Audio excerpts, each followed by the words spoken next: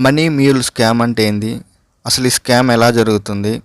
ఇది ఎలా సాధ్యమవుతుంది అన్నది నేను ఇప్పుడు ఈ మనీ మ్యూల్ స్కామ్ గురించి పూర్తిగా వివరిస్తాను.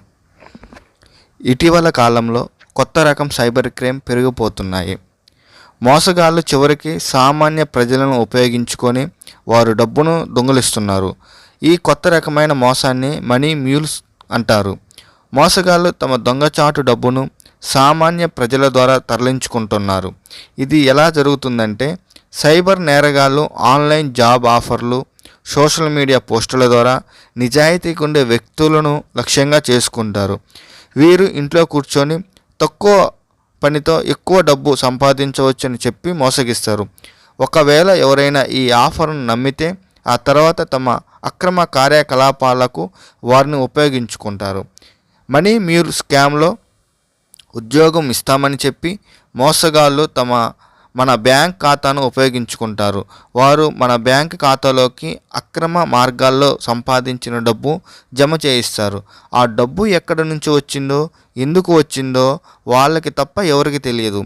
కానీ వారు అది చాలా ముఖ్యమైన పని అని చెప్పి మనల్ని ఒప్పిస్తారు. ఆ తర్వాత ఆ డబ్బును వేరొక అకౌంట్లోకి పంపిస్తారు. మనకు కొంత కమిషన్ కూడా ఇస్తారు. అంటే మనం తెలియకుండానే నేరగాళ్లకు సహాయం చేస్తున్నట్లు అవుతుంది. ఈ విధంగా మన బ్యాంక్ ఖాతాలను వాడుకొని వారు తమ అక్రమ కార్యకలాపాలను కొనసాగిస్తారు. ఈ మోసాల వెనుక ఉన్న నిజమైన నేరగాళ్లను పట్టుకోవడం పోలీసులకి చాలా కష్టమవుతుంది. చాలాసార్లు ఈ మోసానికి బాధితులైన వారే నిందితులుగా మారే ప్రమాదం ఉంది. తెలియకుండానే ఈ మోసంలో పాల్గొనటం వల్ల చాలా ఇబ్బందులు ఎదురవుతున్నాయి. జైలు శిక్ష, జరిమానాలు పడే అవకాశం కూడా ఉంది. కొన్ని సందర్భాల్లో బ్యాంక్ ఖాతాలు స్తంభింపజేయటం వల్ల ఆర్థిక నష్టాలు కూడా వాటిల్లుతున్నాయి. పోలీసులు ప్రజలను మనీ మ్యూల్ మోసాల గురించి అప్రమత్తం చేస్తున్నారు. తక్కువ కష్టానికి ఎక్కువ డబ్బు వస్తుందని ఆఫర్లను నమ్మవద్దని హెచ్చరిస్తున్నారు.